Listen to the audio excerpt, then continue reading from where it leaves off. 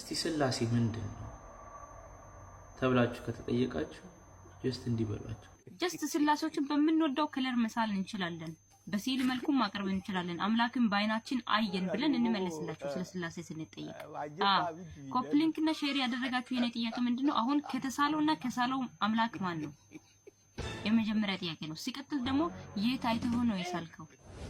እሺ ሌላኛው ጥያቄ ደግሞ አብ ወልድ መንፈስ ቅዱስ ከሆነ እሺ አብም ወልድም ስለህናል እንበል፣ መንፈስ ቅዱስን በምን አይተህ ነው የሳልከው? መንፈስ ቅዱስ በወረቀት መልኩ ይገለጣል ወይ ነው?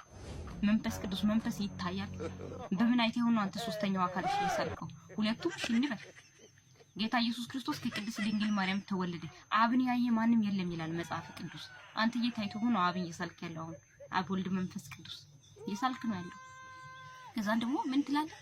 ስለ ስላሴ ስትጠይቁ እንደ ስንጠይቅማ መስመር ለቀን መውጣት አለብን እንጂ ገስት መርገጥ የለብንም። በዚህ አንተ በምታስተምረው መንገድ ምን ጉር ነህ?